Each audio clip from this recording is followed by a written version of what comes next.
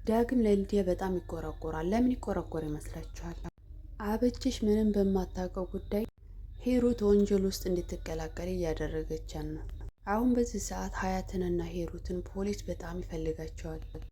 ሂሩት ያገኘችውን አጋጣሚ መጠቀም ስለፈለገ አበችሽን ውጭ ላይ ጠብቃ ለማናገር ሞክራ ነበር። አበችሽም ያለው ነገር በጣም አስደንግጧት ስለነበር እንዲህ አይነትም ነገር አይታ ስለማታውቅና የክፍለ ሀገር ልጅ ስለነበረች ባየችው ነገር በጣም ደንግጣም ስለነበረ ሂሩትንም ለማመናጨቅና ለምን እንደዚህ አደረሽ ብላ ጥያቄም ለመጠየቅ ሞክራ ነበር። ሂሩት ያው ስታውቋት አስመሳይ ስለነበረች የተለያዩ ነገሮችን በመደርደር እሷ ምንም አይነት ነገር እንዳላደረገችና የእሷን ንብረት ለመውረስ ሰዎች ብዙ ነገር እንዳደረጓት እና አሁን እሷ አደጋ ላይ እንደሆነችና ልጇን እንዲታገናኛ ነበር የጠየቀቻት። ባትፈልግም አልወል በግዷ በቃ ችግር የለውም አገናኝሻለሁ በማለት ሊዲያን በተኛችበት ሂዳ ለማናገር እና እሷ በፈለገችበት ሰዓት ለማገናኘት ሞክራለች። ሂሩትን ለማግኘት ሊዲያና አበጀሽ በሚወጡት ሰዓት መንገድ ላይ ዳግም አገኙት። ዳግም ዳቦ ገዝቶ ሲመጣ የት ልትሄዱ ነው ሲላቸው ነበር። ሁለቱም በመንተባተብ አበጀሽ ወደዚህ ነው የምንሄደው ምናምን በመላ በመንተባተብ ጀመረች። ነገር ግን ሊዲያ ቀረብ ብላ ወደ እሱ የሆነ ውሸት ዋሽታለች። ውሸቱንም አበጀሽ ምን ብላ እንደዋሸችም አልሰማችውም። እሷ ግን ያለችው ምንድን ነው አበጀሽ የሴቶች ጉዳይ አጋጥሟት ስለነበረ ሐኪም ቤት ሊወስዳ ነው ስትለው እሱም ጥሏቸው ነበር ሄደው በቃሽ ሂዱ ብሎ ተመልሶ ወደ ቤቱ ዳቦ ገዝቶ ተመልሷል። ዳግም አበጀሽን በጣም ተርበትብታ ስለነበር ምን ብትዋሹ ነው ለውሸት ግን አንደኛ ነች ሊዲያ በማለት ሊዲያንም አደናንቃ ወደ መጡበት ሄደዋል። እባክሽ አበጀሽ መሄድ ስላለብን እንሄድ፣ አሁንም ደግሞ ሌላ ሰው ማግኘት የለብንም እኛንም ስትላል ነበረ። እሺ ተባብለው ወደ ተመለሱበት መሄድ ወዳለባቸው ቦታም ሄደዋል። መንገድ ላይም እየሄዱ ሊዲያ ስለ አበጀሽ ስለ ድሮ ሁኔታዋና ስላለችበት ስለ ልጅነቷ አንዳንድ ነገር ጠየቀቻት። እዛም ህይወቷም ነገረቻት።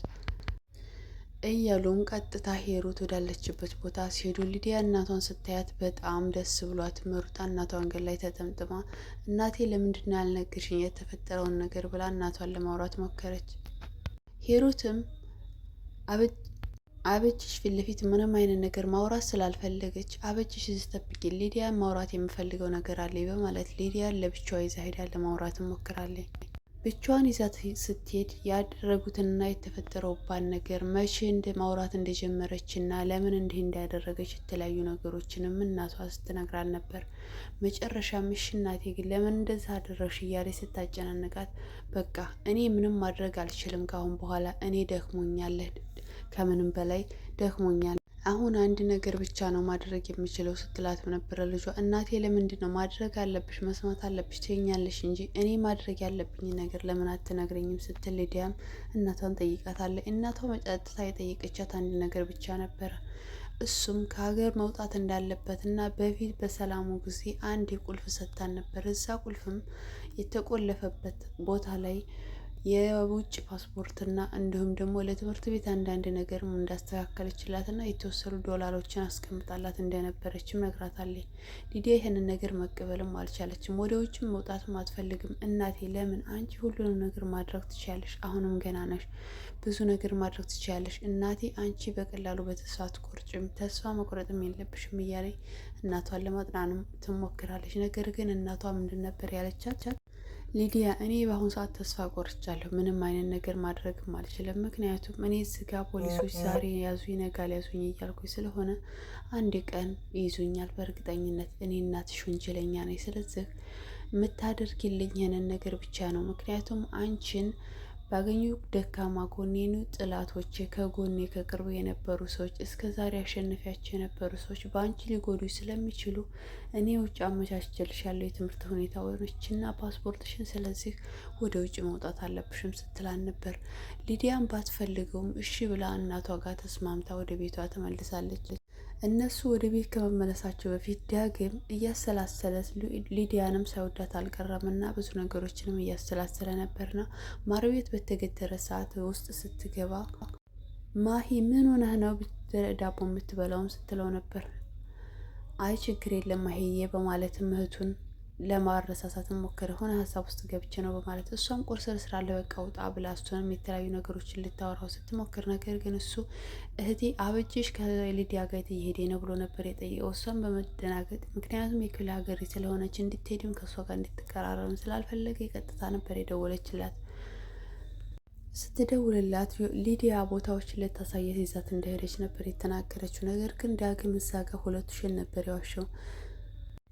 እህቴ አበጀችን የዋዳ ለምንድን ነው የሴቶች ጉዳይ ስለገጠማት ሐኪም ቤት ይዛት የምትሄደው ለምንድን ነው ሳትነግርሽ ሲወጣቸው ብሎ ጥያቄ ነበር የጠየቀቻት። እሷ ስትናደር ሳያት ቀይስ አድርጎ ነገሩን በቃ ችግር የለም አለበለዛ የዋዳን ሊዲያ ይዛት ሄደችው ምናልባት በእናቷ በታመመችበት ሰዓት ከጎኗ ሆኗ ስለነበረ በጎኗ ስለነበረች እና ብዙ ነገሮችን ስላደረገችላት አበጀች ቦታዎችን ልታዝናናት ልታሳያትና ልታበረታታት ልታዝናናት ሊሆን ይችላል። ምክንያቱም ውለቷ መመለስ ስለፈለገችም ሲል እሷን በመደናገጥ ምንድነው ሁለት አይነት ወሬ በዙ የምታወራው በማለት ወንድሟን ጠየቀችው። ቀጥታም ደውላም ስትጠይቃትም እሷ ጋር እንደነበረች እና ሳትነግራት እንደወጣች ስለዚህ ይቅርታ በማለትም አበጀችም ጠየቀቻት። እሷን ብትደናገጥም ነገሩን ቢገርማት ሁለት አይነትም ወሬ ቢወራላት ስትመጪ ያለው ነገር እናወራለን ብላ ስልኩን ዘግተዋለች። ዳግምም ደግሞ ቀጥታ እህቱን በቃ ቻው እህቴ ቁርስ መብላት አልፈልግም ብሎ ተመልሶ ወደ ውጭ ወጥቷል። ሳሚና ዮአዳን በጣም የሚቀራረበው ፍቅረኛሞች እና ጓደኛሞች ከጊዜ በኋላ እንደሆኑ እናውቃለን። ስለዚህ ሳሚ ክላሱን እያነጠፈ በሆነበት ሰዓት ሁለቱም ተመካክረው ወደ ክላሱ ነበር የገቡት። ክላሱ የገቡት አብረው ቁርስ መብላት እንዳለባቸው ማውርተው ስለነበረ ምን ነው መጣችሁ ከመቼ ወዲህም ሲላቸው ነበር። አብረን ቁርስ እንድንበላ ነው ሲሉት ነበር። እዛ ቁጭ ብለው ቁርሳቸውን ሊበሉ በነበሩበት ሰዓት አንዳንድ ነገሮችን እያነሱ ስለ ድሮ ፍቅረኛ አነሱ። ስለ ድሮ ፍቅረኛ ሲያነሱ ማሂ ፊቷ ልውጥ አለ። ምክንያቱም አሁን እነሱ ቦስ የሚሉትን ወይንም ዮአዳን የሚያሰቃያት እንዲሁም ደግሞ የሀያትና የሂሩት አብሯቸው ሲሰራ የነበረው ቦስ የሚባለው የእሷ የድሮ ፍቅረኛዋ ስለነበረ እነሱም ጋር ያለውን ግንኙነት ባታውቅም እሷ በጣም ተደናግጣ ነበረ። ምን ነው ደነገጥሽ ማሂ ስለ ድሮ ፍቅረኛ ሲነሳ ስላትም ሳሚ አረ አልደነገጥኩም ደነገጥኩ ብላ ራሷንም እዛ ጋር ለማስመሰልም ሞክራ ነበር። አረ የምን ማስመሰል ብቻ ብዙ ፊትሽን ለዋወጥሽብን እንጂ ስትላተው ነበር ዮአዳን።